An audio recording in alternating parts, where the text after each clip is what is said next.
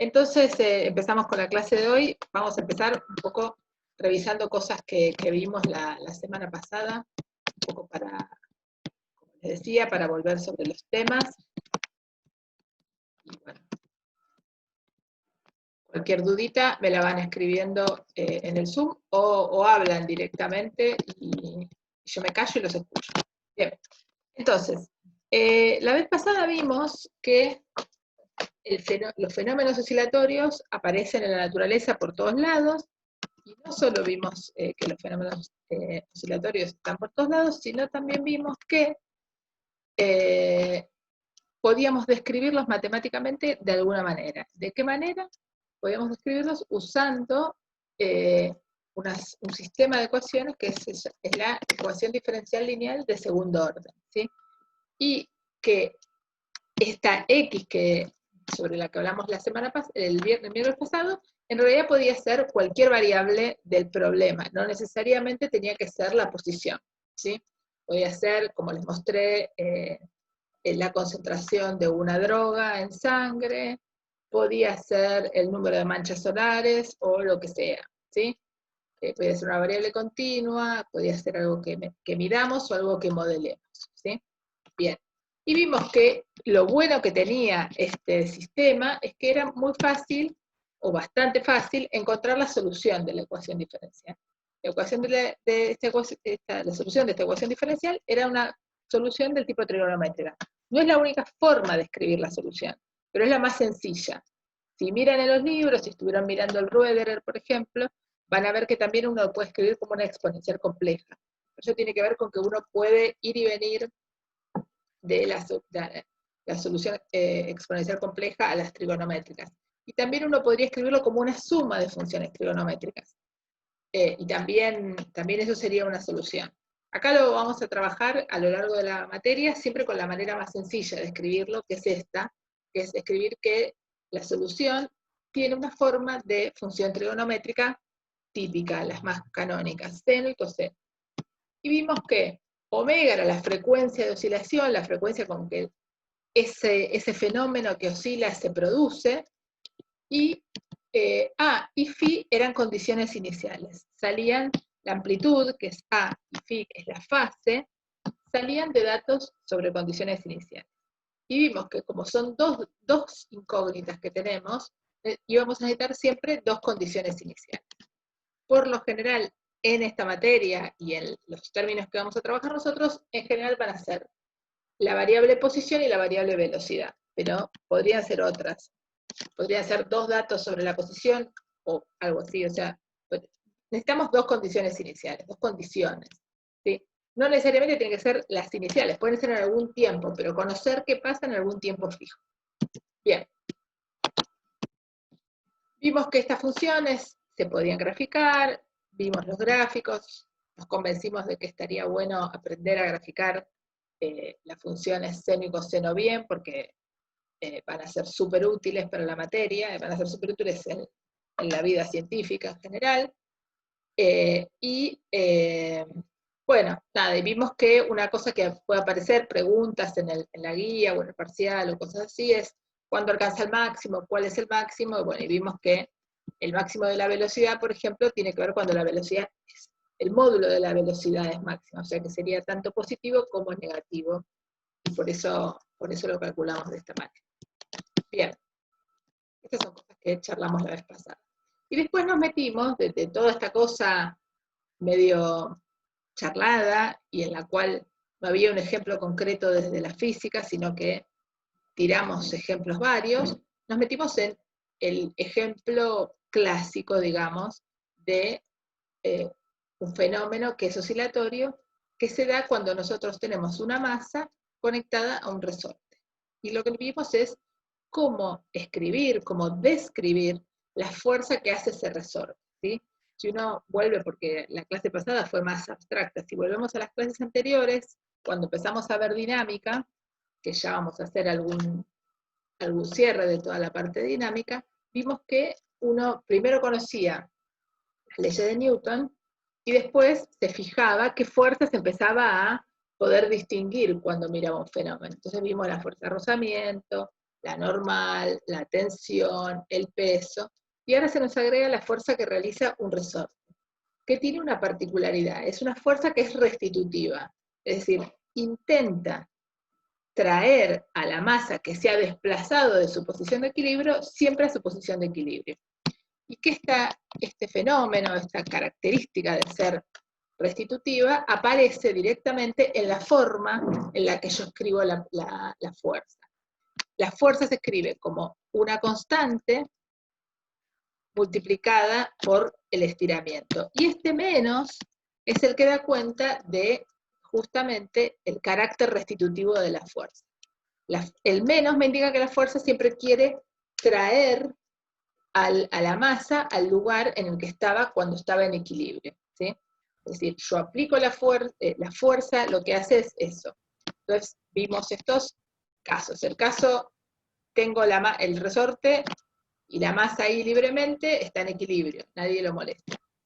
Se corre la masa de su posición de equilibrio, ¿y qué es lo que va a tender a hacer esa masa? Va a querer volver a la posición de equilibrio. Entonces, la fuerza en este caso va a ser para allá, y cuando estemos comprimiendo, la fuerza va a ser para el otro lado, ¿sí? Entonces, lo importante es que la fuerza es restitutiva. Bien, y vimos además, entonces, que podíamos, esperen que me está molestando la ventanita del chat, vimos además que era sencillo pensar en cómo escribir la fuerza en función de la posición en la que estaba. Entonces, si mi posición es más allá de la posición de equilibrio, sea cual sea esa posición de equilibrio, yo la conozco, si me voy más lejos de la posición de equilibrio, entonces la fuerza va a ir hacia el lado de los negativos, porque todo esto va a ser positivo. Porque esta resta, este x es más grande que este x0, porque me fui más allá de la posición de equilibrio. Quiere decir que estiré el resorte. Ahora, si comprimí el resorte, estoy para el otro lado de la posición de equilibrio. O sea que este número es más chico que este. Con lo cual, esta resta seguro da negativa. Multiplicado por este menos, me da positivo, quiere decir que la fuerza tira hacia el lado de los positivos. ¿Sí? Bien, esto es la transparencia machete, digamos, para... Esta transparencia es útil cuando uno plantea las ecuaciones de Newton y quiere ver si puso bien los signos de todas las fuerzas, de las fuerzas elásticas, ¿no? Me refiero. Bien. Entonces, vamos ahora a resolver un problema sencillo. El dibujo no está tan lindo como este, pero es exactamente lo mismo, ¿sí?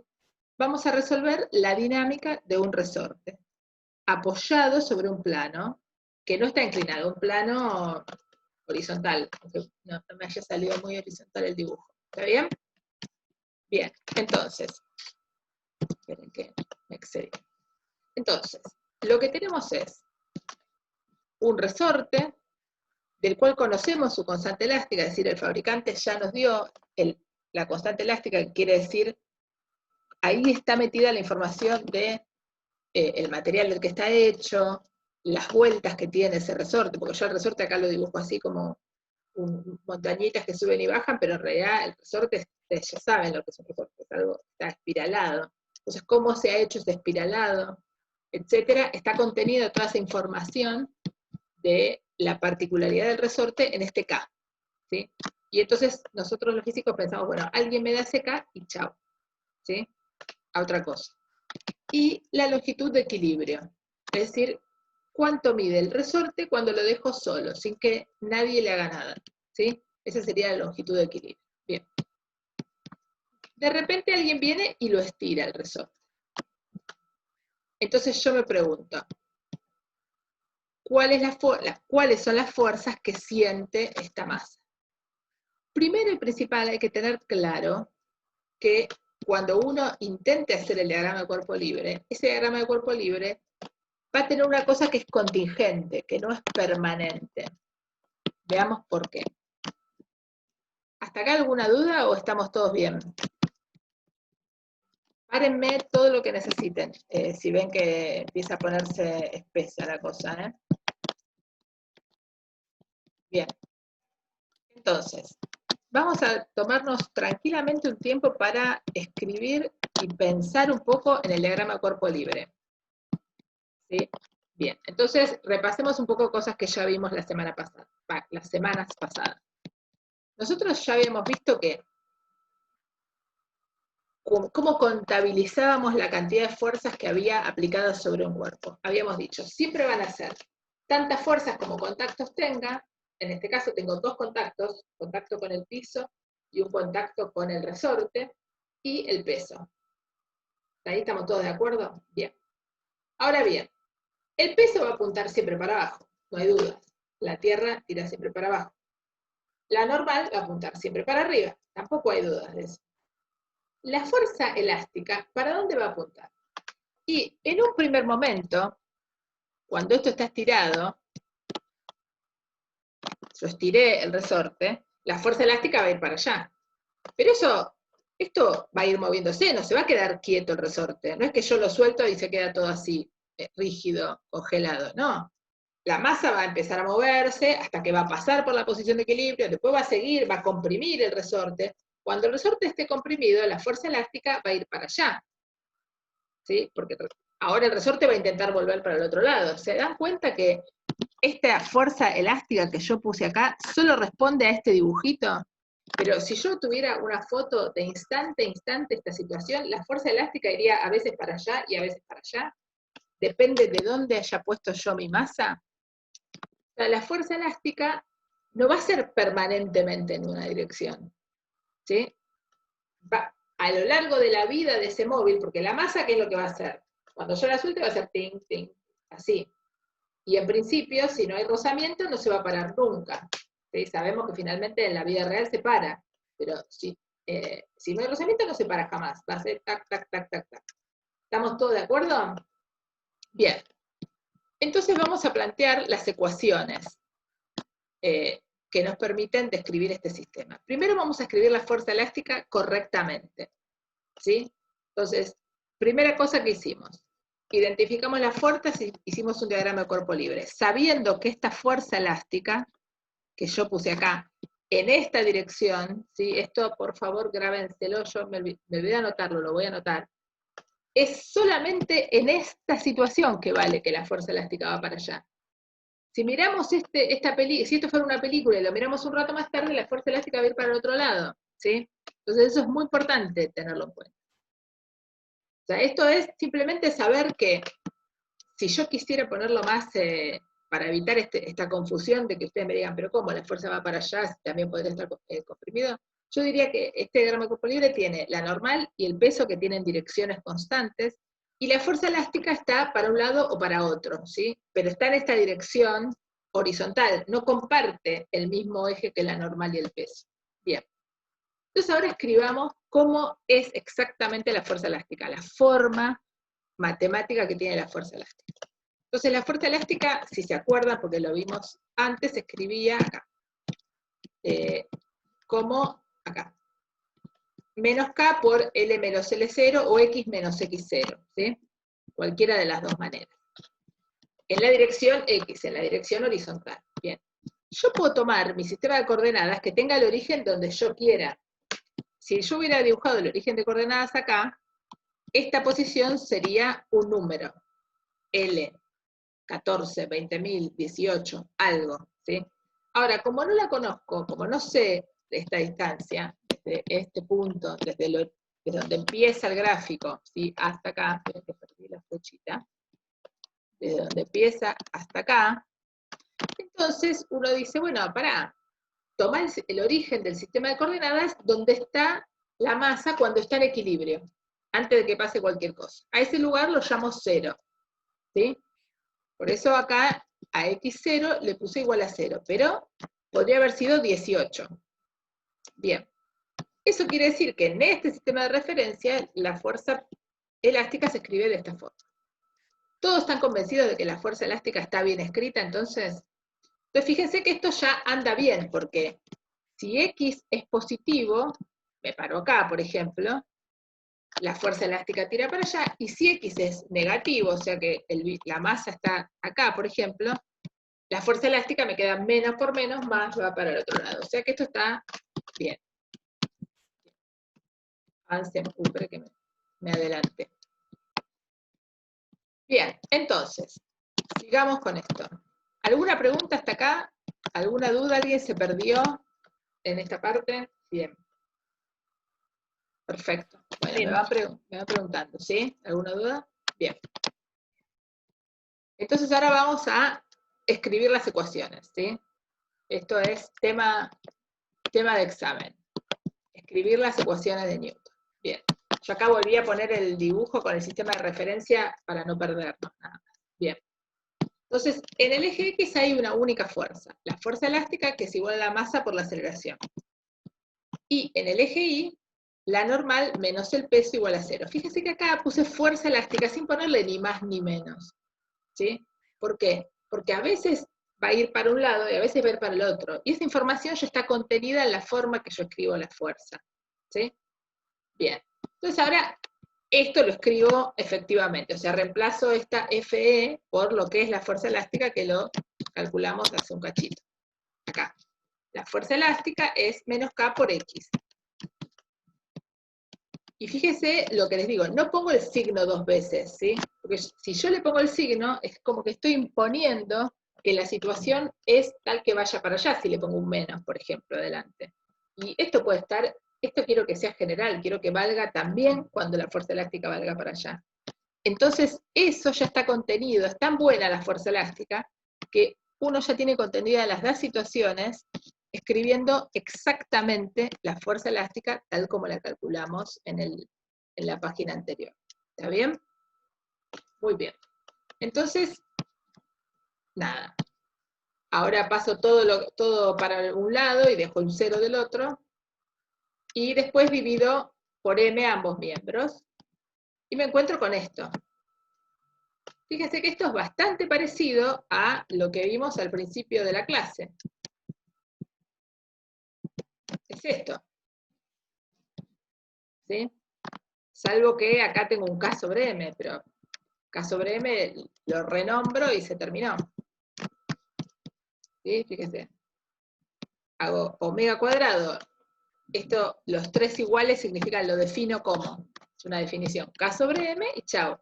Y fíjense, omega cuadrado me queda definido en términos de cuestiones que tienen que ver con el problema particular, porque K es el resorte que me dieron y M es la masa que le colgaron. O sea que es algo que define bien el problema del que estamos hablando. Bien.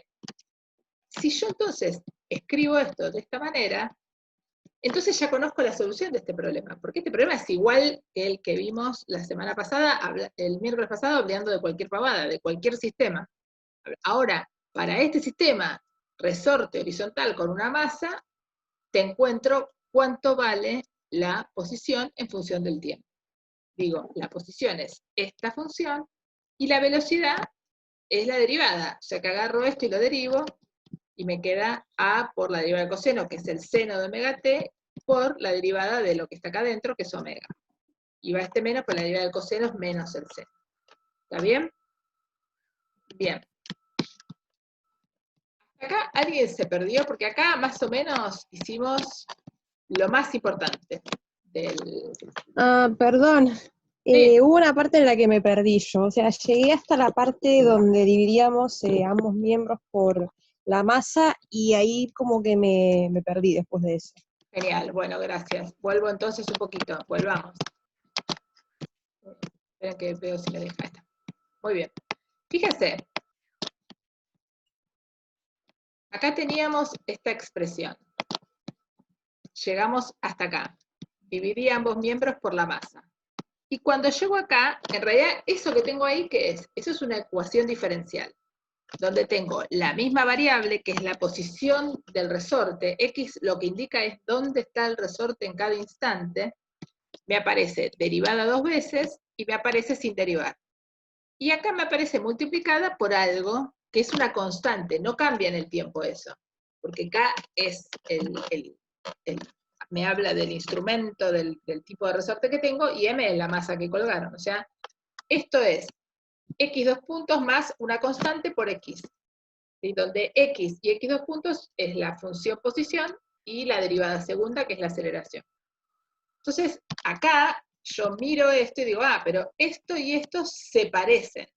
Esto que puse acá, más, es movimiento armónico simple, es como un movimiento armónico simple, es como lo que vimos la clase pasada? Es lo que me pregunto. Y digo, me contesto a mí misma que casi, porque en realidad no me aparece el omega, pero el omega cuadrado. Pero si yo agarro y a este bicho lo rebautizo omega cuadrado, se terminó. Entonces, esta función, esta ecuación que me quedó acá, esta ecuación diferencial, yo la puedo transformar en exactamente esta, o sea, en una ecuación que es la ecuación que representa el movimiento armónico simple, haciendo simplemente un cambio de nombres. Acá sobre m lo llamo omega cuadrado. Entonces ahora, esta es la ecuación de movimiento de este movimiento, del movimiento de esta masa. ¿Sí? Haciendo la salvedad que omega cuadrado no es cualquier batata, es k sobre m. ¿Sí? Esto igual vamos a volver, cuando volvamos a lo del resorte, vamos a volver a este mismo punto con otro problema, o sea que va a haber tiempo de seguir rumiándolo, digamos. ¿Sí? Lo bueno de haberme avivado, que esta es la función de movimiento que describe el movimiento de esta masa, es que yo ya conozco la solución de esta ecuación, porque si no, tengo que buscarles, o sea, una vez que llegué a una ecuación diferencial, le tengo que encontrar quién es el X que verifica esa igualdad. ¿Sí? Recordemos que cuando tengo una ecuación es, ¿qué hace una ecuación? Me dice, mirá, tenés una igualdad, ¿para qué valores de X se cumple esta igualdad? Yo tengo que responder eso cuando tengo una ecuación. Bueno, yo ya sé para qué forma, porque es más que valores, porque es una función lo que responde esta ecuación, para qué función del tiempo, porque el tiempo es nuestra variable en esta materia, para qué función del tiempo, yo ya sé para qué función del tiempo tengo la solución de esta ecuación. Y es para funciones que sean cosenos o cosenos. ¿Sí? Eso vale siempre. Eso ya no lo tienen que demostrar. Uno se encuentra con una ecuación de movimiento que cumple un movimiento armónico simple y va a su cajón de respuestas que ya están predeterminadas porque ya lo demostramos en clase y dice, mira, cuando tenés un armónico simple x 2 puntos más una constante por x, la solución es una trigonométrica con dos parámetros a determinar. ¿Querés poner un seno? Pone un seno. ¿Querés poner un coseno? Pone un coseno. ¿Sí? De hecho, yo hice acá, vamos a ir avanzando con esta cuenta, con un coseno, y después los voy a invitar a ustedes a que en sus casas hagan con un seno y prueben que les da lo mismo. Tanto da, cada uno hace lo que quiere, digamos.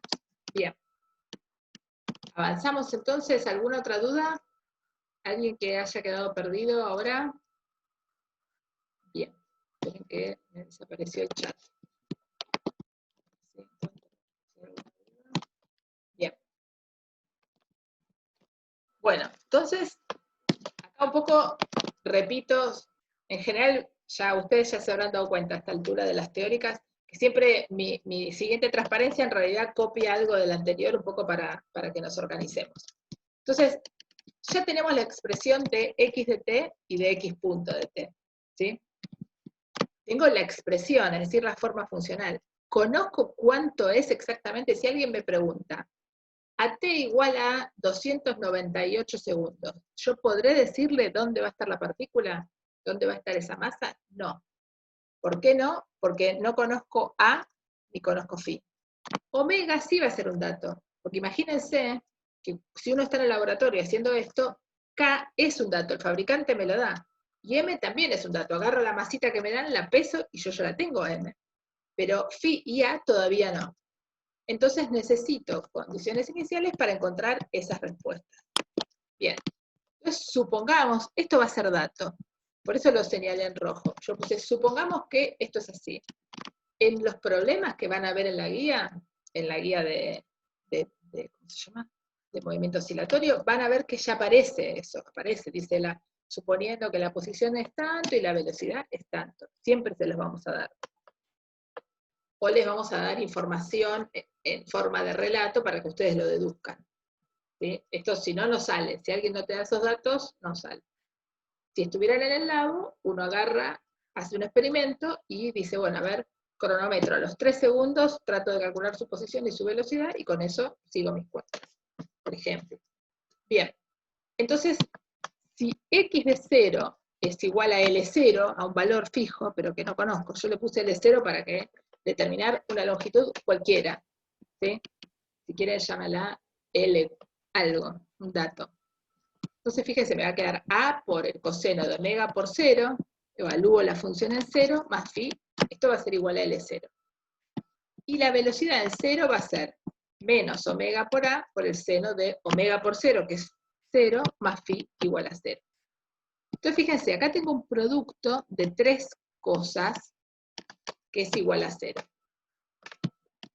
Omega no puede ser 0 porque es K sobre M. Si K era 0 no tenía un resorte para empezar, entonces ya está. Omega al cuadrado es K sobre M, así que omega no puede ser 0. Bien. A no puede ser 0, porque si A es 0, la solución es 0. O sea, la posición es 0, quiere decir que el bicho está quieto todo el tiempo, no le pasa nada, es muy poco interesante. O sea, a tiempo 0, a tiempo 1.000.000 de años va a estar en el mismo lugar, ¿sí? Entonces, lo que tiene que ser 0 es esto, que es el seno de phi, igual a 0. Entonces, ¿cuánto tiene que valer phi para que su seno valga 0? Y acá, cada uno de ustedes puede contestar un valor de phi diferente, porque en realidad hay una familia de valores de phi que cumplen que su seno es 0. Yo acá puse algunos, 0, pi, 2pi, pero podría haber ido para los negativos, menos pi, 3pi, 8000 pi, y así siguiendo, ¿no? Entonces, uno lo que va a hacer cuando elija un phi, se queda con una familia. Es como que para cada phi hay una familia de soluciones que son todas equivalentes. No hay problema, no hay pifia ahí. El que elige con pi, se queda con esa familia, y nosotros van a ver que siempre vamos a elegir lo que sea más cercano a 0. Y si es 0, mejor. Porque eso nos hace que las expresiones sean mucho más compactas. Entonces yo acá me quedé con phi igual a 0. ¿Sí? Pero fíjense, yo acá puse suponemos, pero no es que es una hipótesis que el seno de phi igual a 0 es 0. Eso es cierto. Digo que de toda esta familia, me quedo con phi igual a 0. ¿Sí? Bien. Entonces, este dato lo reemplazo acá, y entonces me queda coseno de omega por 0, 0, más 0 del phi. Esto, el coseno de 0 vale 1. Y entonces quiere decir que A vale L0. Entonces, con este valor hallado para A y con este valor hallado para I, reescribo esta función. Y ahora me queda así, L0 por coseno de K sobre M, omega, pero ya habíamos visto que era K sobre M, entonces lo escribo por T. Y no pongo más phi, porque ya verifiqué que para estas condiciones iniciales, phi es igual a 0. ¿Está bien? ¿Estamos hasta acá? ¿Alguien que se perdió? ¿Alguien que necesita...? Espera que veo que hay alguna pregunta. Sí, omega sería la raíz de K sobre M, justo lo acabo de decir. Bien. ¿Estamos bien hasta acá? Sí, fíjense que dije un montón de cosas acá, porque por eso lo hice la cuenta para que después la revisen. Hice la cuenta en detalle de cómo obtener phi y A. ¿Sí? Una vez que los obtengo, reescribo mi función. Y ahora, fíjense ahora, cualquiera de ustedes viene y me pregunta, para un instante dado, para t igual a 38 segundos, ¿dónde va a estar el móvil? Y yo te lo puedo contestar. Y fíjense, vamos a ver. Fíjense que lo volví a poner. Es una cosa linda, es que justamente la función esta que tenemos acá, describe esta idea de que la partícula va estando a veces en el lado de los X positivos y a veces en el lado de los X negativos. Fíjense, este es el periodo, que es 2pi sobre omega. ¿Sí? Si yo conozco la masa y conozco K, me calculo rápidamente el periodo. ¿Sí? Bien, pues si conozco el periodo, yo sé que al principio está siempre en el lado de los positivos, o sea, está estirado. Después tiene todo un momento, una parte de su vida, el que el resorte está comprimido. ¿Sí? Fíjense qué es lo que les muestra esto. Estiré el resorte. Después vuelvo a la posición de equilibrio. Esto es 0. ¿sí? Después, ¿qué pasa? Empieza a comprimirse, a comprimirse, a comprimirse, a comprimirse. Ahí su posición es negativa. Llega hasta lo máximo que se puede comprimir, ¿y qué hace? Empieza a volver, pero todos con posiciones negativas, negativas, negativas, hasta que llega otra vez al cero, y ahí sigue, sigue, sigue, sigue, y una vez que llega acá, yo dibujé el primer periodo. ¿Qué va a pasar? Va a empezar a volver, y esto se va a repetir infinitamente, siempre y cuando el resorte no se amortigüe, o sea, no haya aire, no haya algo que me lo vaya frenando. ¿Está bien? Pero el punto es que justamente cuando dibujamos la función posición, observamos eso mismo que intuíamos al principio, que es que el resorte va a ir de los positivos al cero, del cero hasta lo más lejos que pueda de los negativos, y después va a volver, va a pasar por el cero y se va a ir. Y así toda la vida. ¿Sí? Bien. ¿Alguna duda acá? ¿Algo que haya quedado como pregunta? Bien. Van a ver que en la guía, en muchísimos ejercicios, les dice hallar la posición, bla, bla, bla, y siempre les pregunta sobre el periodo. Por eso, en la mayoría de los ejercicios que yo fui haciendo acá en la teórica, les fui acotando siempre lo que vale el periodo.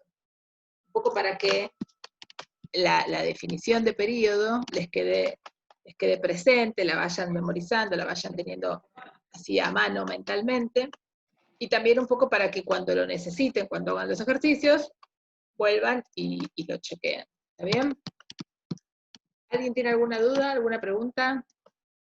Bien. Entonces, vamos al siguiente ejemplo. Bueno. Entonces vamos a empezar con el resorte vertical. ¿Sí? Lo que pasa con el resorte vertical es que uno tiene que dar cuenta de alguna manera, la situación no es exactamente análoga a lo que pasaba con el resorte horizontal. ¿Por qué? Porque si yo no tengo masa, ¿sí? En el resorte horizontal, si yo no le cuelgo ninguna masa, vuelvo para acá, si yo a este tipo de la masa no se la cuelgo, el resorte horizontal sigue midiendo L0. No hay nada, no cambia nada, ¿sí? Ahora, ¿qué pasa? Cuando tengo un resorte vertical, ¿sí? Acuérdense que nuestros resortes son ideales, o sea que son sin masa, son perfectos. Yo cuelgo el resorte vertical, y si no le engancho una masa, el tipo se queda ahí, no se estira, no se deforma, no le pasa nada, se queda quieto. ¿Sí? A lo sumo lo cuelgo, va a moverse un poquito hasta que logre quedar quieto porque uno lo estuvo ahí toqueteando, chao.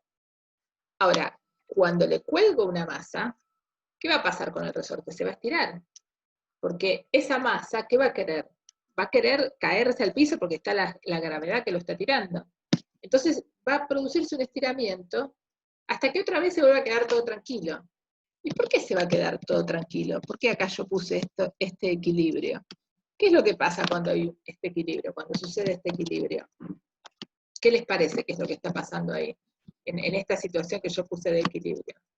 Un poco, la tienen escrita abajo, pero ¿qué les parece que es lo que pasa ahí? Si hay equilibrio, quiere decir que el cuerpo no se mueve, ni para un lado ni para el otro. ¿Sí? ¿Qué es lo que está pasando si el cuerpo no se mueve, no tiene ninguna aceleración? Que hay dos fuerzas que están actuando sobre este cuerpo que se están cancelando. ¿Sí? Claro, la fuerza elástica está compensando el peso, como me dicen acá en el chat. Pasa exactamente eso. O sea, yo colgué la masa y la masa se va moviendo hasta abajo. ¿Hasta cuándo el resorte deja que la masa caiga? Hasta el momento que el resorte está lo suficientemente estirado para que el módulo de la fuerza elástica es igual al módulo de la fuerza peso. Obviamente cada una tirando para su lado, ¿no? Bien. Ahora, ahí el cuerpo tiene una nueva posición de equilibrio. Después, si yo lo tiro para abajo, ¿sí? Lo agarro y lo tiro para abajo, ¿qué va a hacer? Va a empezar a oscilar. Va a empezar a oscilar alrededor de ¿dónde? De esta posición de equilibrio. O sea, va a bajar y a subir y a bajar y a subir, pero ya nunca va a volver a esta. Esta no va a ser su situación de equilibrio, porque tiene la masa colgando. Esa masa, el resorte no se olvida que la tiene ahí. Entonces va a moverse, va a oscilar alrededor de una posición de equilibrio, que es la posición de equilibrio dada por el equilibrio entre la fuerza del resorte y la fuerza peso. Bien, entonces vamos ahora a ver cómo se escribe eso, que ustedes ya lo están viendo porque está acá en la misma transparencia. Entonces fíjense, lo que hice acá fue, puse en equilibrio, puse la fuerza elástica más la fuerza peso. ¿Sí? ¿Por qué le puse más? Porque fíjense que puse el X positivo hacia abajo. ¿Sí? Entonces, M por G es el peso que va para abajo. Y acá, veamos por qué esta es la expresión para la fuerza elástica. Ya sabemos, recordemos, lo tenemos por acá, que la fuerza elástica se escribe menos K por X menos X0, donde X0 es la posición de equilibrio, ¿sí? O su longitud de equilibrio, avancé para el otro lado, perdón. O la longitud de equilibrio, ¿se acuerdan que la calculamos antes? Dijimos que era 0.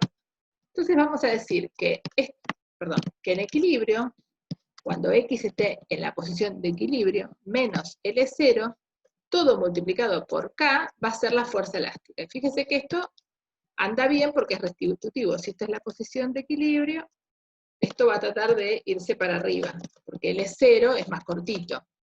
¿Sí? Bien. Y esto tiene que ser 0. ¿Por qué tiene que ser 0? Porque esa masa no se mueve, no tiene dinámica, no tiene movimiento alguno. ¿Sí? ¿Por qué? Porque se compensan, como me decían ahí en el chat. Entonces, ahora calculo cuánto vale esa posición de equilibrio, fíjense. Todo esto lo pasé multiplicando, después aplico la propiedad distributiva, paso todos los que son constantes del problema, o constantes de la naturaleza, fíjense, M, G, K y L0, ¿sí? K y L0 son datos del fabricante, G es la gravedad, estamos sometidos a ella, M es la masa, K es K, así que de este lado quedaron todos datos. Y esta va a ser, entonces, la longitud de equilibrio, yo la llamé L0, alrededor de la cual va a oscilar nuestro resorte, cuando tiremos la masa para abajo o cuando la tiremos para arriba. ¿Sí? Porque acá yo hago siempre el ejemplo de tirar para abajo porque me parece que para hacer un gráfico es más fácil. Pero piensen en la vida real, que ustedes tienen una masa colgando de un resorte en equilibrio. Si uno empuja hacia arriba la masa o la desplaza para abajo, cualquiera de las dos va a poner en movimiento la masa. Como que cualquiera de las dos pone a andar el resorte, por decirlo de alguna manera. ¿Sí? Bien. Entonces, hasta ahora vemos que la primera diferencia es que la situación de equilibrio de este sistema es tal que la fuerza-peso cambia la longitud de equilibrio de la longitud que nos dio el fabricante. Por suerte no es difícil de calcular, escribiendo la ecuación de Newton en equilibrio, es decir, con aceleración 0, calculamos la nueva posición de equilibrio del sistema.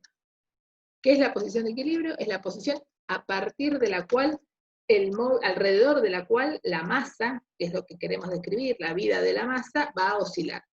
Bien. Y entonces ahora escribimos el problema dinámico. Ahora suponemos que vino alguien y tiró esta masa para abajo, con lo cual ya la aceleración de esa masa deja de ser 0. Está empezando, sube y baja, sube y baja, sube y baja. Bien. Entonces escribo la ecuación de Newton de esta cosa. Y acá me olvidé de poner el peso. Entonces, voy a tener la fuerza común, digamos, la fuerza elástica, me falta el peso acá, es igual a la masa por la aceleración. Acá no aparece.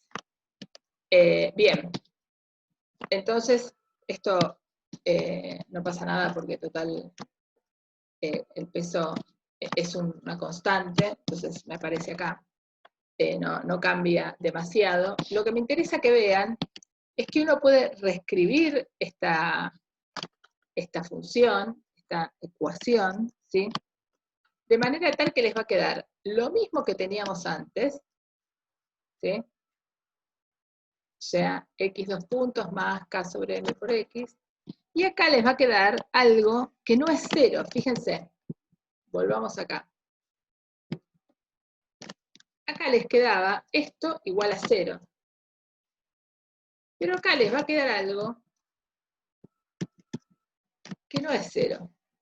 Es distinto de 0. Justamente es lo que tiene esa información de que estoy partiendo de la nueva posición de equilibrio. ¿Sí? Bien. ¿Y qué pasa con esto? Bueno, y acá es donde yo escribí un montón de cosas, de soluciones, pero vamos a, en la siguiente página, discutir por qué esas cosas son ciertas. ¿Sí? Yo lo que digo es, si me encuentro con una función, una ecuación de movimiento que es casi igual a la del movimiento armónico simple, salvo que tiene una inhomogeneidad que es para mí que no haya un 0 ahí. ¿Sí? Si hubiera un 0, ya está. Es igual que el otro problema, te tiro la solución y listo. Vamos al descanso y se termina este problema. Pero no. Entonces, la solución la voy a escribir como una parte, que es la típica, más otra parte, que es una constante. Y ahora vamos a ver por qué esto se escribe así. ¿Sí? Entonces, lo primero que aparece en este problema es la idea de que tengo una ecuación diferencial de segundo orden lineal inhomogénea. ¿Sí? O sea, lo que no es 0 es un número, no es otra función, porque si no estaríamos fritos. Es un número, es una inhomogeneidad constante. ¿Sí? Y es más, es un dato, es un número que yo conozco, porque todas estas cosas son datos del problema, o sea que no hay ninguna historia con esto. ¿Está bien? Entonces, la pregunta que nos hacemos es, ¿por qué esta es la solución? Y entonces vamos a fractalizar un poco la conversación y vamos a hacer un mini resumen. Esto creo que ustedes lo van a ver en algún momento en la carrera, pero digamos, un pantallazo.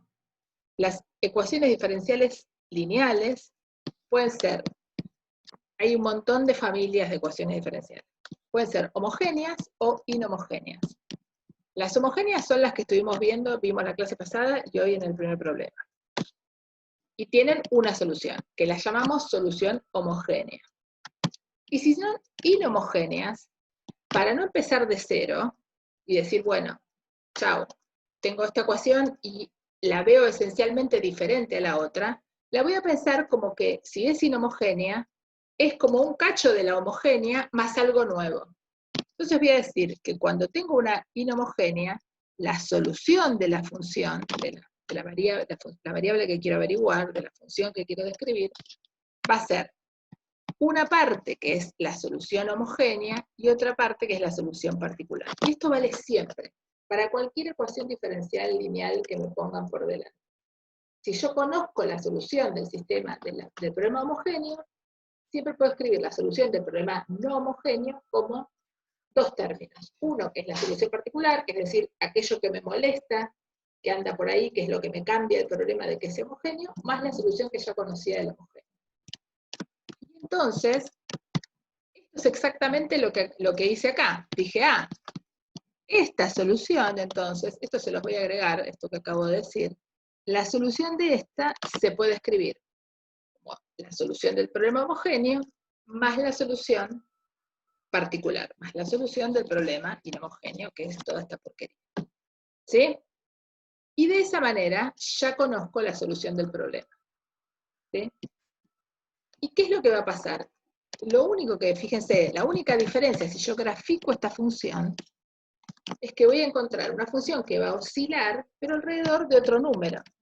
De hecho, si se acuerdan del CBC, cuando uno tiene la función coseno más o menos un número, ese más o menos hace subir o bajar la función coseno. Y fíjense que esta función va de menos L0 a L0. Y esta, ¿de dónde va? Y va a ir de menos lo que valga A, porque no calculamos, más lo que valga A, alrededor de la posición de equilibrio. Ahora fíjense, tratemos de pensar lo que sería la vida del resorte que está colgando. El resorte que está colgando lo estiré.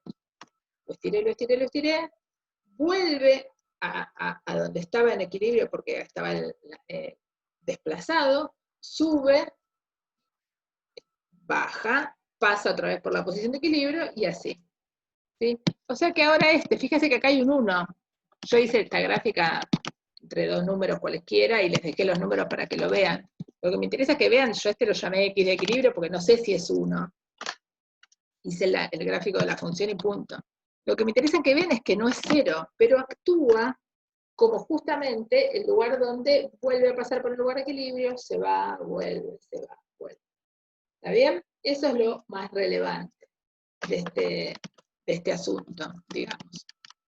Bien, entonces, si no quedan preguntas, lo que vamos a hacer es vamos a pasar a un break, vamos a hacer un break hasta las 6:05, y ahí vamos a... sí, vamos a hacer un break hasta las 6:10 mejor, porque ya di muchísimo. Vamos a volver a 6:10, levántense, yo voy a tomar un vaso de agua, y volvemos para ver la parte de péndulo que nos va a llevar un rato largo. ¿Está bien? ¿Alguna duda, alguna pregunta? Yo igual me voy a buscar un vaso de agua y me quedo por acá, así que cualquier duda me pregunto.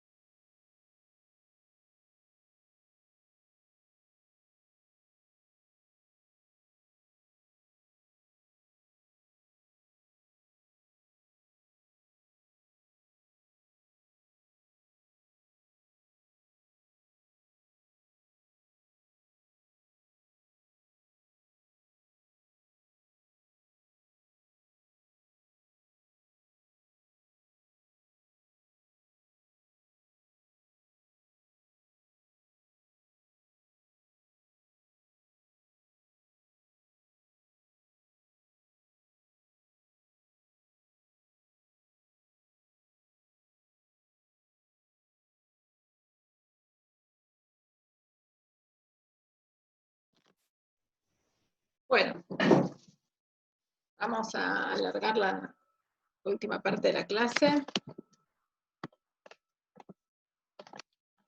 Bien, voy a poner a grabar.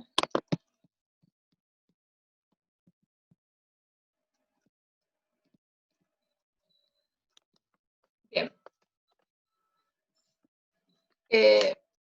Entonces, vamos a situarnos ahora en el problema del péndulo, ¿sí?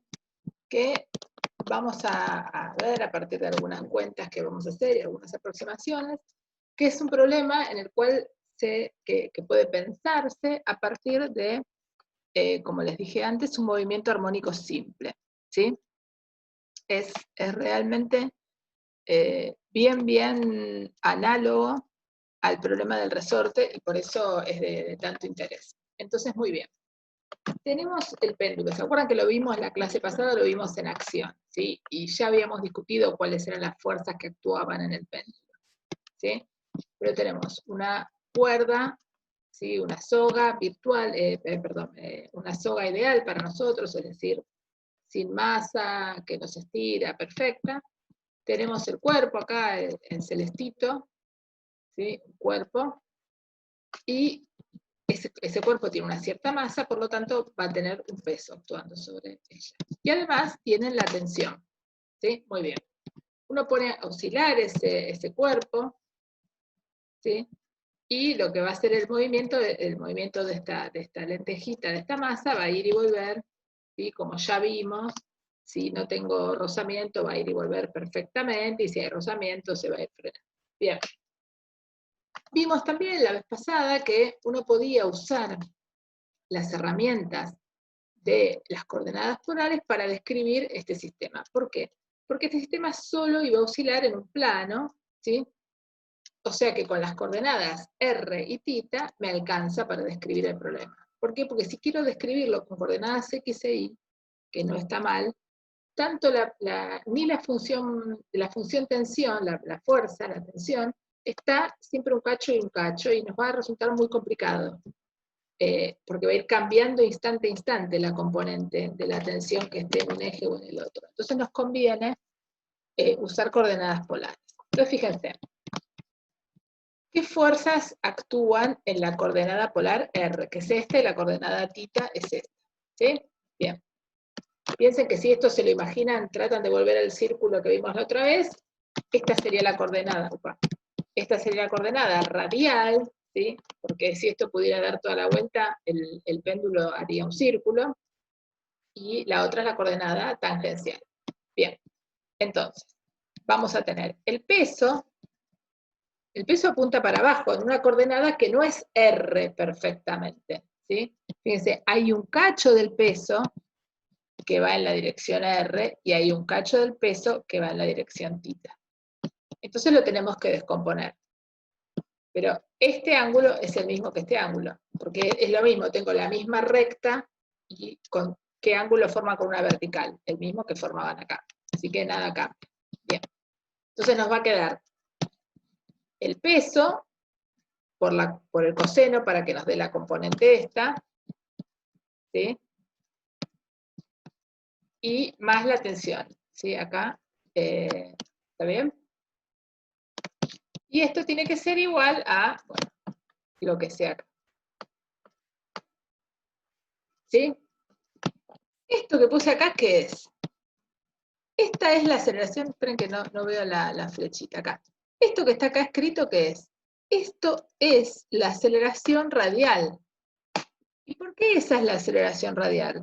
Agarré la fórmula de A radial, ¿sí? De R dos puntos, la componente R, y reemplacé por R igual a L, ¿sí? O sea, lo que hice acá es ir a la clase pasada. ¿Se acuerdan que al principio de la clase pasada les di la expresión de la aceleración, que tenía una componente R y una componente θ? Esta es la componente R de la aceleración, sabiendo que el radio de giro es constante. ¿Por qué sé que el radio de giro es constante? Porque estoy en un péndulo que tiene una cuerda ideal, que siempre esta masa va a ser un movimiento de un sector circular de radio constante. El radio acá se llama L, es dato. ¿Sí? Bien. Y después tenemos, en la coordenada tita, tenemos la componente esta, que es la componente del peso. ¿Sí? Muy bien. Entonces, vamos a ocuparnos de la componente tita. ¿Sí? Hasta acá estamos, y esto es la expresión de la aceleración, la aceleración en la coordenada tita. ¿Sí? ¿Qué parte de esa aceleración? ¿Se acuerdan que teníamos dos términos? El término que me queda vivo una vez que yo aplico la condición de que R es constante. ¿Sí? Por eso, la aceleración en polares es de esas expresiones que uno tiene que pegarse con un post-it a la pantalla de la computadora, porque la vamos a ir usando todo el tiempo. ¿Sí? Y nosotros, yo no la voy a volver a escribir cada vez, ya la vimos la vez pasada y lo vimos en la clase anterior, ¿sí? Pero acá, cuando uno revise esta teórica, acuérdense, estas expresiones no son magia. Esta es la componente tita de la aceleración y esta es la componente R de la aceleración.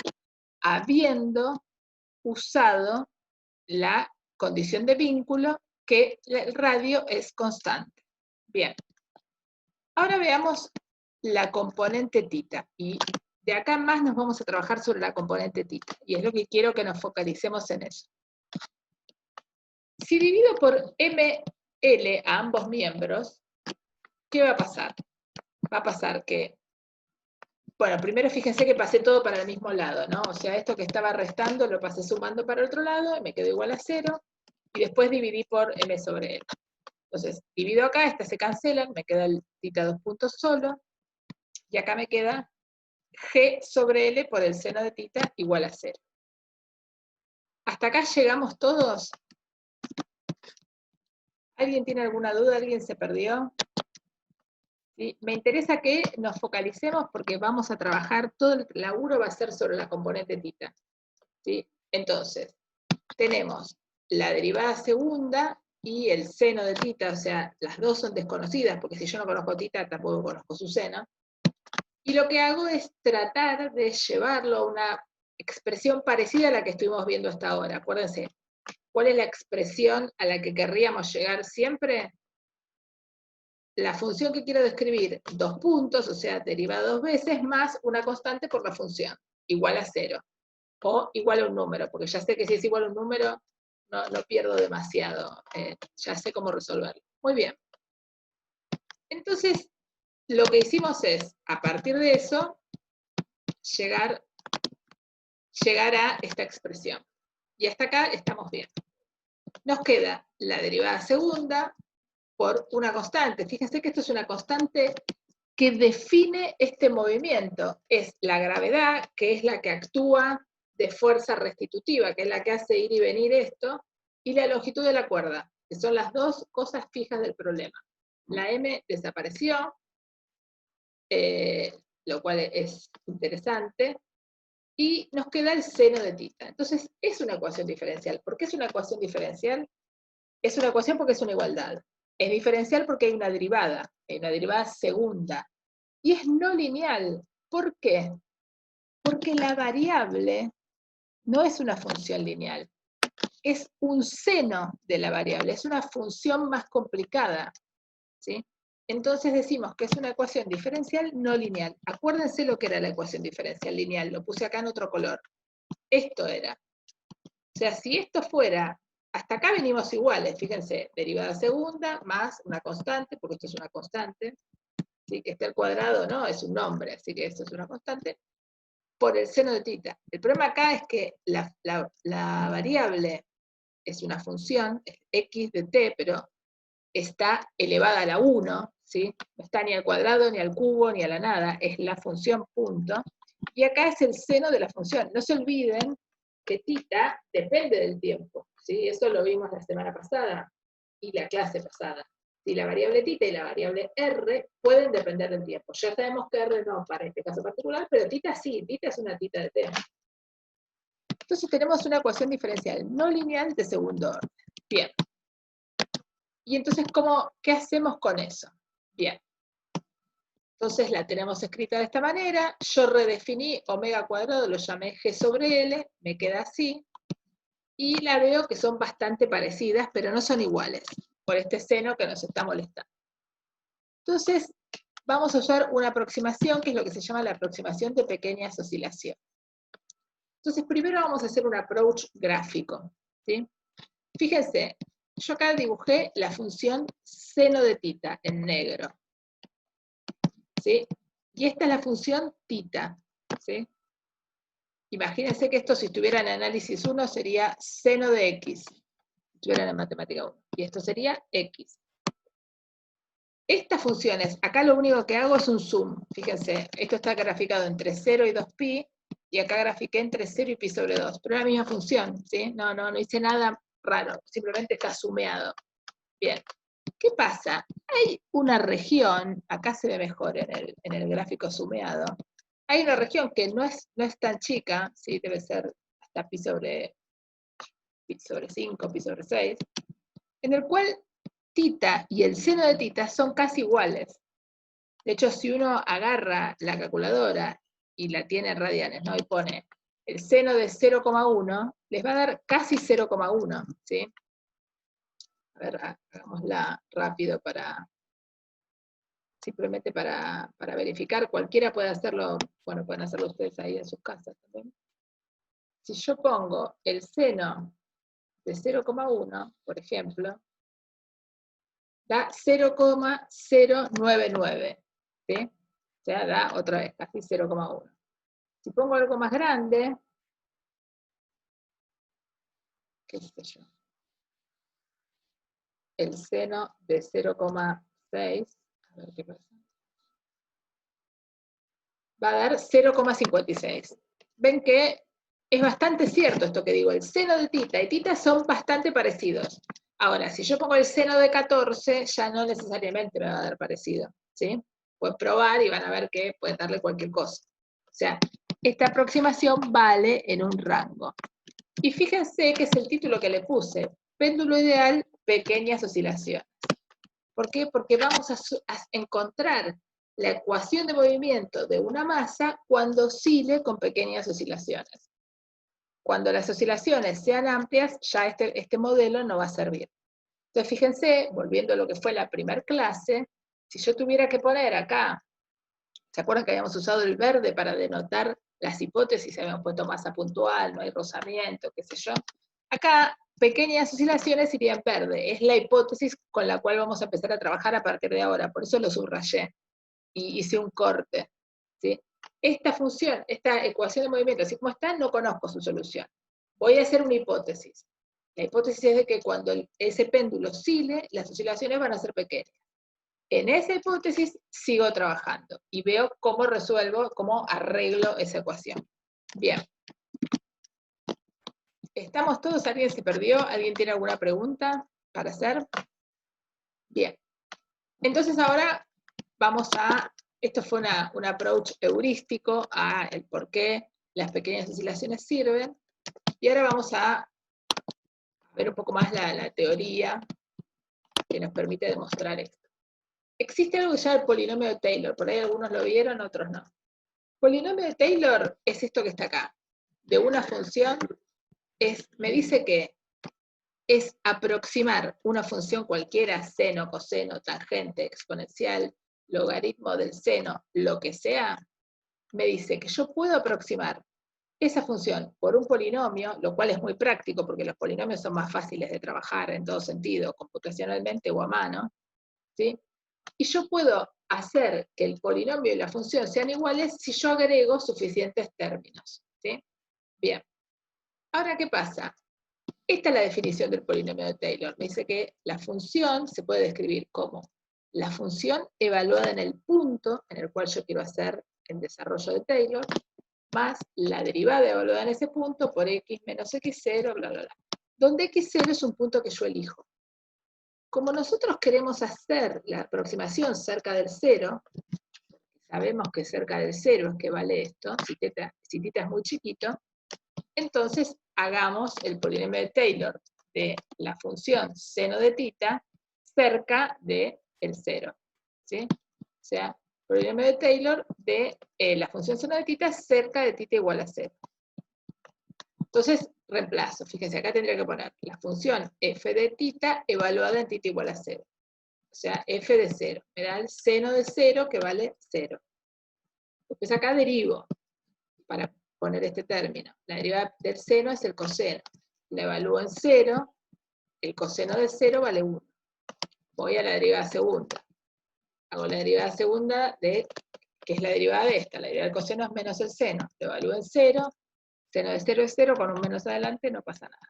Entonces quiere decir que el seno de tita se escribe como 0, que es este término, más tita por, más 1 por tita, que es este término, menos tita 0, que es 0, más 0, que es esta parte, por tita menos 0 al cuadrado sobre 2.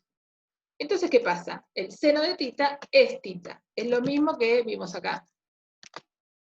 Fíjense, porque este término, el primer término es 0, y el segundo término también, el tercer término, perdón, también es 0. ¿Sí? Entonces, fíjense que uno puede demostrar que la función seno, desarrollada alrededor del origen, alrededor de tita 0 igual a 0, función seno de tita, seno de x, si quiero, seno de y, o seno del nombre que le pongan a la variable, el desarrollo del polinomio de Taylor, de esa función, cerca de el valor de la variable que yo quiera, tita, por ejemplo, igual a 0, es casi una función lineal. Entonces, esta función, esta ecuación diferencial que yo tenía escrita acá, que es la misma que esta, a la que llegamos antes, y que veíamos que no se parece a esta, porque el problema es que acá hay un seno y acá hay una función x a la 1, usando esta aproximación del polinomio de Taylor, yo puedo reemplazar donde dice seno de tita por tita. Y entonces ahora, esto que quedó acá, es exactamente esto que teníamos acá. ¿Está bien? ¿Sí?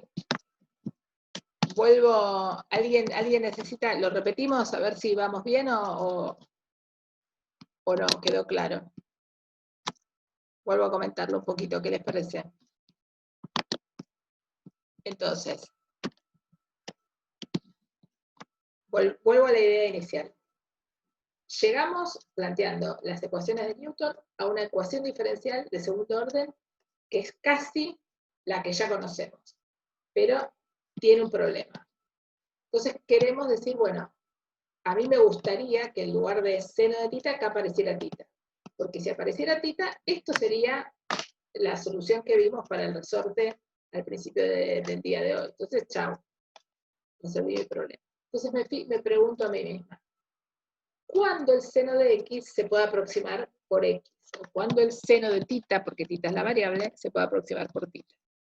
Y me respondo, mira, eso pasa solamente cuando tita es muy chico. ¿Sí? Hay dos maneras de verlo. Una manera es gráfica, lo cual, pero no es una demostración, ¿sí? Y otra manera es matemática, a partir de esta herramienta matemática que es el polinomio de Taylor. ¿Qué es el polinomio de Taylor? Es la forma de escribir una función cualquiera, tan compleja como ella sea, en términos de, justamente, términos que son elementos de un polinomio, distintas partes de un polinomio, o sea, de monomios con distintos grados. ¿Sí? Ahora, ese polinomio de Taylor solo vale alrededor de un punto prefijado. ¿Sí? O sea, el polinomio de Taylor de la función seno, alrededor del 0 tendrá una forma. Alrededor de 14pi tendrá otra forma. Alrededor de pi sobre 88 tendrá otra forma. ¿Sí? Por eso depende del x0 que esté tomando. El x0 es el valor alrededor del cual yo quiero decir, mira, la función y el polinomio se parecen. ¿Sí? En este caso, ¿qué quiero hacer? El desarrollo de Taylor de la función seno alrededor del 0. ¿Por qué? Porque yo sé que el seno y tita se parecen ahí. Seno de tita y tita se parecen cerca del 0. ¿Sí? De hecho, fíjense, acá lo tengo en el gráfico, en esta parte, en tita igual a pi sobre 2, se ve más claramente acá, tita y el seno no se parecen, porque de hecho tita sigue creciendo. Cuando tita es pi sobre 2 debe estar por acá, la imagen. O sea, es como el doble. tita del seno de tita en pi sobre 2. Entonces no tienen nada que ver. ¿Sí? Y entonces hacemos el desarrollo, hacemos estos términos. ¿Sí? Hacemos los primeros 3. Y vemos que de los primeros 3, el primero nos da 0 y el segundo nos da 0, y el que sobrevive es el término lineal. Eso nos permite entonces escribir la ecuación diferencial que permite describir el movimiento de la masa de esta manera. ¿Sí? Esta ecuación ahora es una ecuación diferencial de segundo orden lineal, porque tita, que es la incógnita, ya no está adentro de una función. No es ni tita cuadrado, ni tita cubo, ni raíz de tita, ni coseno de tita, ni nada raro. Es tita. Y ya. ¿Sí? ¿Qué pasa? Al haberlo escrito de esta manera, yo ya conozco la solución de este tipo de problemas. Ahora esto se llama tita en lugar de x. Pero es lo mismo, esto se podría haber llamado vaca. Vaca, 2 puntos, más omega cuadrado, vaca igual a 0. Es lo mismo, es un nombre. ¿Sí? ¿Qué me va a describir esta solución? Me va a describir el ángulo que barre la partícula a medida que pasa el tiempo. Entonces, si vos me das un tiempo fijo, yo te digo qué ángulo va a estar la partícula separada, que es lo mismo que decir la posición, porque el radio respecto al origen ya lo sé, porque está siempre colgando de la cuerda. ¿Se dan cuenta? O sea, esencialmente, te respondo el ángulo, te respondo dónde está la partícula. Es más, te respondo si el ángulo es positivo o negativo, si está de un lado o del otro de la vertical. ¿Sí? Bien. Y A y este phi que tengo acá, ¿de dónde los voy a sacar? Y de las condiciones iniciales. ¿Sí? Entonces, vamos a hacer algunas observaciones. Primero, lo que les decía antes. Esta solución es válida para el péndulo solo en el caso de que tita sea pequeño, o sea, solo para el caso de pequeñas oscilaciones. ¿Sí? Y después les quiero mostrar que omega, como la escribí acá, tiene unidades de 1 sobre segundo. Esto seguro lo hicieron o lo van a hacer en la guía 2 del laboratorio. Escribir la frecuencia de oscilación del péndulo. Fíjense qué es lo que hice yo acá. Yo escribí las unidades de G, que son metros sobre segundo cuadrado, por 1 sobre metros, que lo puse acá. Y esto da unidades de 1 sobre segundos. Va, 1 sobre segundo cuadrado, pero la raíz cuadrada. Y acá hice lo mismo para K sobre M, que era el otro omega. Y vean que da también unidades de 1 sobre segundo. O sea, omega, esa cosa que aparece multiplicando, en las ecuaciones de este estilo, en las ecuaciones diferenciales de segundo orden, siempre va a tener unidades de 1 sobre segundo. Que es lógico, porque uno quiere que... Esto es una ecuación de lo cual uno calcula la aceleración, si quiere. La aceleración, ¿qué unidades tiene? Metros sobre segundo cuadrado. Entonces, acá tienen metros 1 sobre segundos al cuadrado, por lo que sea, en este caso va a ser radianes, porque estamos calculando el ángulo, les va a dar entonces las unidades correctas, ¿sí? Bien. Una vez que uno tiene esto, obviamente necesita sacar A y phi. Y para encontrar A y phi, necesitamos tener condiciones iniciales. Entonces, fíjense, yo puse estas dos. Les recuerdo tanto este dato, phi de t igual a 0 es pi sobre 4, como phi punto de t igual a 0 es 0, los inventé yo. ¿Sí? Los inventé yo hoy cuando armaba esto. Puede ser cualquier cosa. ¿Sí? Son datos iniciales. Ahora vamos a volver a la simulación y vamos a ver esto más o menos qué significa. Pi sobre 4 en ángulos, ¿cuánto es? Es 180 dividido 4. ¿No? Que es bastante grande igual, es como, ¿no? Como 45 grados. ¿No? Que es bastante grande. Podría ser por ahí más pequeño. Entonces, muy bien. Bien. Entonces, lo que hago es reemplazar donde dice t por t igual a 0, y acá calculé la derivada de esto, así que ya sabemos que era a omega, por el seno con un menos, y lo reemplacé por 0, ¿sí? Y entonces fíjense, esta parte les va a quedar a por el coseno de phi. ¿Y esta parte qué les va a quedar? Les va a quedar el seno de 0 más phi igual a 0. Es exactamente lo mismo que teníamos la vez pasada, en el que hicimos hace un rato. Lo único que puede pasar es que el seno de phi valga 0. Es decir, con phi vale 0, phi vale pi, y así, y nos quedamos con phi igual a 0. Si phi es igual a 0, acá me queda el coseno de 0 que vale 1, o sea que a vale pi sobre 4. ¿Sí? Es exactamente el mismo razonamiento que usamos hace un rato. Y esta solución va a ser válida siempre que el θ en el que yo esté mirando sea pequeño. ¿Sí?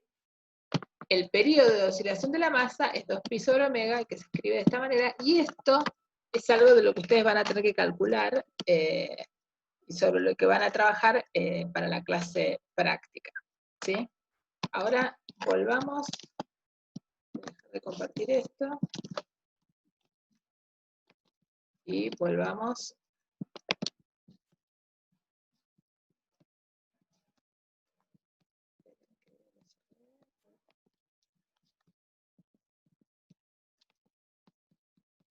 Muy bien, vamos a volver.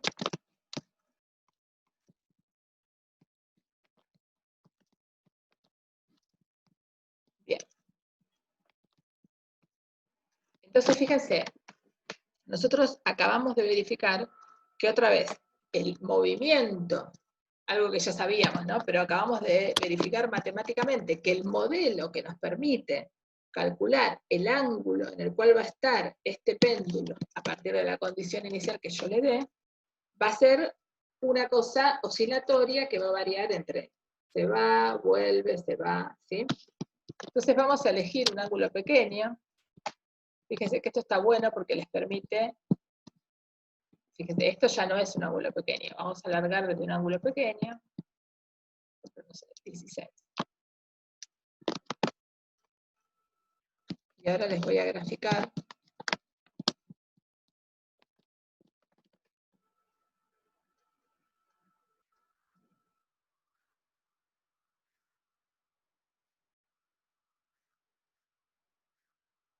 Fíjense que si uno mira el ángulo más grande que describe, es el ángulo que yo le di la condición inicial. Y el ángulo más pequeño es exactamente para el otro lado. Fíjense cómo hace, va, vuelve, pasa por el lugar de equilibrio, vuelve y vuelve. Hace exactamente lo mismo que hace la función coseno. Ahora lo vamos a revisar. ¿Bien? Ahora pongamos un cronómetro. A ver si me sale. Bien, lo voy a parar. No sé si corre.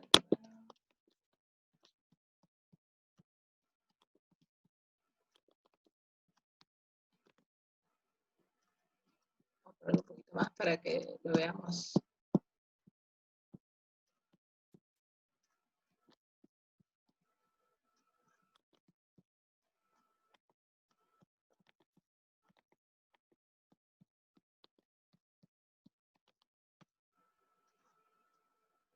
Fíjense, acá uno podría, cada vez que lo ve terminar un periodo, parar el cronómetro y calcular el periodo de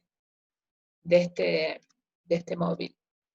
Fíjense que vimos hace un rato que el periodo tenía que ver con L y con G. ¿Sí? ¿Se acuerdan que vimos que era 2pi raíz de G sobre L? ¿Sí? ¿Qué quiere decir eso? Que si yo, el periodo me da un cierto número que depende de G sobre L. Si yo aumento L, el periodo, ¿qué le va a pasar? Se va a achicar. Yo no puedo hacer eso, puedo aumentar L,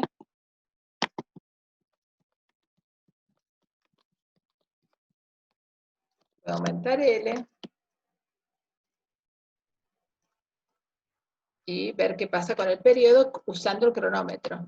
¿Sí? O sea, ahora no tenemos tanta diferencia nosotros, porque además lo hice, es muy pequeño la diferencia que le di, y tampoco es tan muy rápido esto. ¿Sí? Pero la idea es que uno, si quisiera, en este caso particular, podría agarrar y ver cómo el periodo, que lo tienen acá dibujado, ¿sí? Depende de la longitud y también de la gravedad. ¿Sí? Si uno sube gravedad, a ver, fíjense, acá tiene Júpiter, sí, que tiene mucha gravedad. Tiene la Luna, que tiene mucha menos gravedad. Entonces, ¿qué pasa? Va mucho más lento y el periodo es más fácil de medir. Fíjense, en estas condiciones, una longitud larga y la Luna, el periodo es más fácil de medir. Achico la longitud.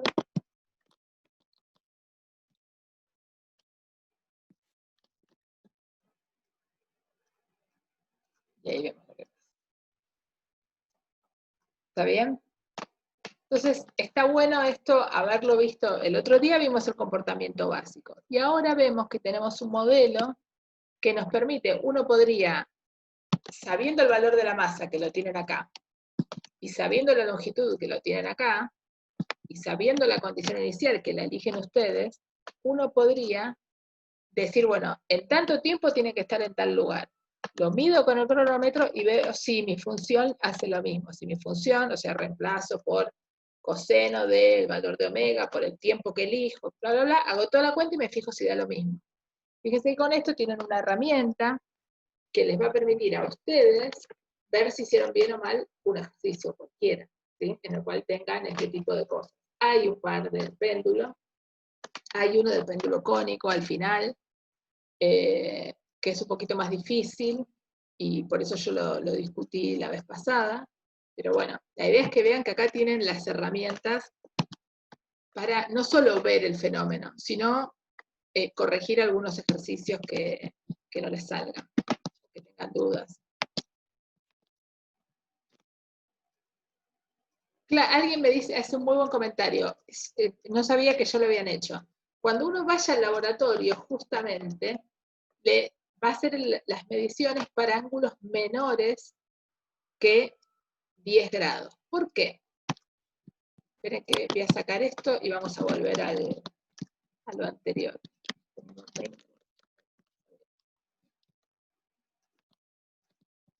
Fíjense.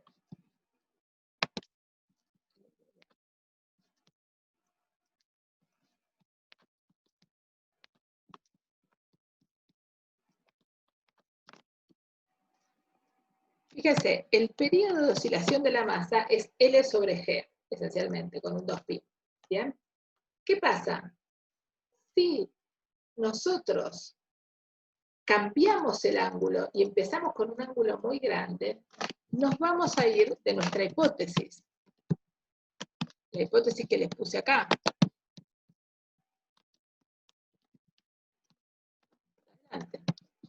La hipótesis de pequeñas oscilaciones. Entonces, si esa hipótesis no se cumple, las conclusiones que yo derivé a partir de esa hipótesis, por ejemplo, que el periodo es 2pi raíz de L sobre G, lo que tienen acá escrito, no deja de ser cierta, porque si no cumplo la hipótesis, no puedo concluir lo mismo. ¿Sí? Esta solución, el periodo de un péndulo se puede escribir en términos de esta aproximación solo cuando las condiciones iniciales, las condiciones de hipótesis de mi problema estén cumplidas.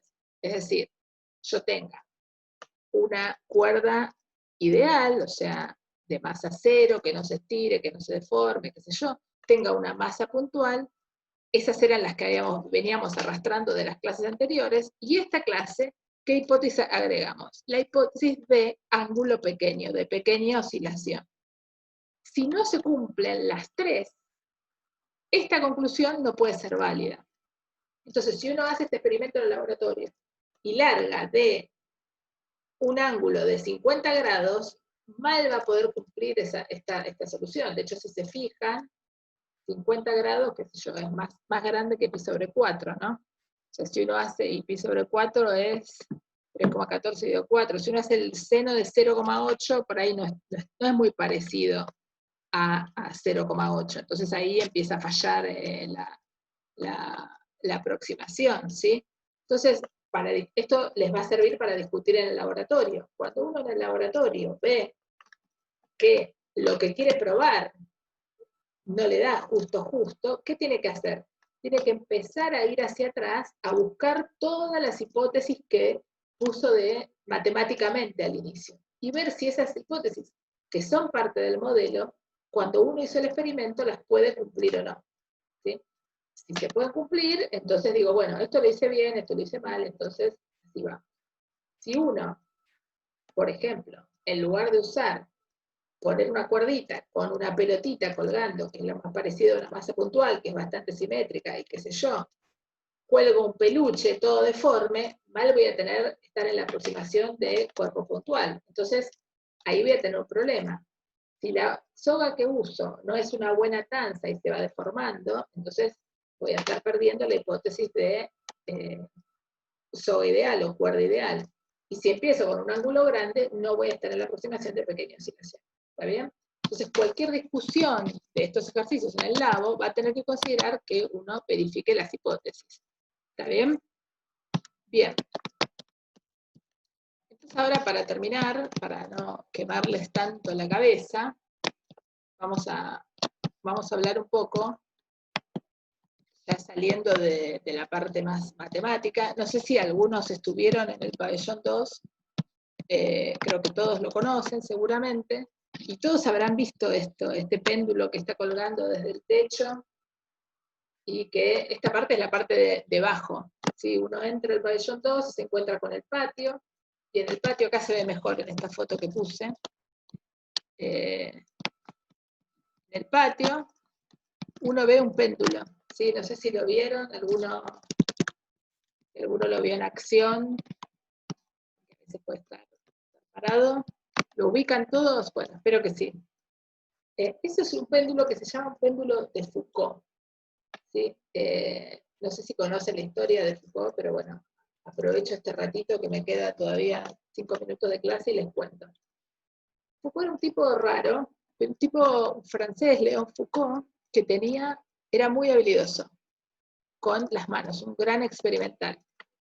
En realidad, su mamá quería que fuera cirujano, pero el chabón veía sangre y se desmayaba. Entonces dijo, bueno, ¿qué puedo hacer? Experimentos, pero de otro tipo. ¿Qué es lo más lejano que está de cualquier, de la sangre? La física. Y empezó a hacer experimentos de física, hizo experimentos de óptica y de mecánica. Y en ese momento, cuando Foucault estaba haciendo estos experimentos, 1850, este experimento particular lo hizo en 1851, no había pruebas reales de que la Tierra se moviera. ¿Sí? Muchos pensaban, bueno, si la Tierra se mueve sobre sí misma, si gira sobre sí misma, no que se moviera alrededor del Sol, de eso estaban todos de acuerdo.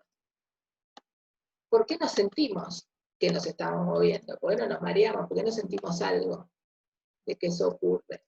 Entonces, a él se le ocurrió, diseñó este experimento para probar que realmente ocurre eso, que la Tierra está girando muy, muy lentamente y que nosotros no lo sentimos, pero hay formas de medir y de que hay fenómenos que sí van a tener una pequeña modificación justamente porque la Tierra esté rotando. Y es más, depende de en qué latitud uno esté parado, va a medir distintas cosas.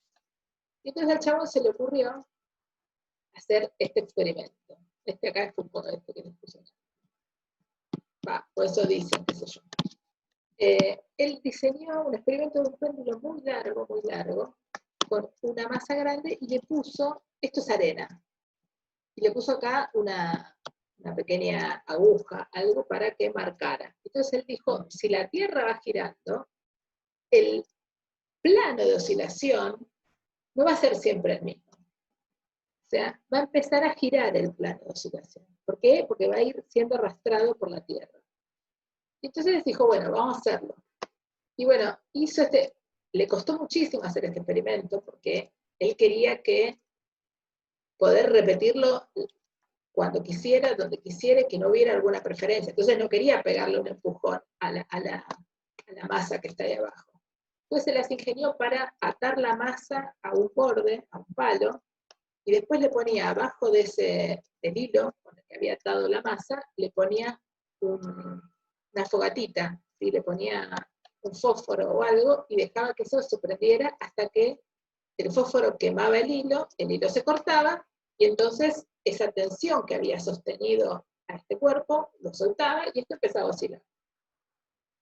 Y bueno, y así observó por primera vez que esto que ven ahí dibujadito en la peliculita esta, es la precesión del plano de oscilación. ¿Sí? Esto está súper exagerado, porque en realidad en cada hora en París él verificó que iba cada 11 grados por hora. ¿Sí? O sea que esto está súper súper acelerado. Pero esta es una aplicación, una buena aplicación que se usó a partir de un péndulo, de verificar algo que conocemos, que es que el plano de oscilación del péndulo no debería cambiar en principio, si el sistema de referencia en el que yo estoy parado no pasa nada. Y Foucault lo usó para probar que cuando cambiaba era porque algo estaba cambiando. ¿Qué era lo que estaba cambiando? Era que la Tierra estaba girando. Él se las arregló para mantener pequeñas oscilaciones. ¿De qué forma? Buscando un lugar que tuviera un techo muy alto. Entonces, si yo hago un experimento donde la cuerda es larguísima y el techo es altísimo, el ángulo es realmente chiquitito. Y, de hecho, si se fijan, piensen esto que tenemos acá, tenemos un ángulo máximo, que esto es muy chiquito, fíjense, acá tienen una persona, será 1 metro como máximo. Y la altura de esto en la facultad son varios metros, porque cada piso, que serán 4 metros como mínimo. Así que imagínense que tienen algo de 20 metros por 1 metro, o sea, el ángulo es realmente chiquitito, el ángulo máximo que puede barrer. O sea que la aproximación de pequeñas oscilaciones, en este caso se cumple sin problemas. ¿Está bien? Entonces, bueno, esta es una aplicación que les quería contar de curiosidad. Foucault es una persona, un gran experimental, una persona que no había estudiado física en sí mismo, sino que era un autodidacta y una persona hábil para hacer experimentos, y se las arregló para diseñar este experimento, entre otros. Así que bueno, esto ya como curiosidad. No sé si alguno tiene alguna pregunta, algo para comentar. Bien. Bueno, y si no hay preguntas, entonces ya los voy a dejar, porque ya falta muy poquito para las 7. Los voy a dejar que descansen. Acuérdense, por favor, vuelvo a repetir, porque quizás hay algunos que no estaban al principio, de ir llenando la encuesta, así bueno, le damos más dinamismo a la clase y nosotros podemos ver qué es lo que necesitamos ajustar. Y cualquier duda me escriben o me dejan un post en el campus de la facultad, que hay un foro en la teórica para que lo usen cuando necesiten, y si no me mandan mail. No sé si quedó alguna pregunta por ahí. Bueno, buenísimo. Entonces dejo de filmar y nos vemos la vez que viene.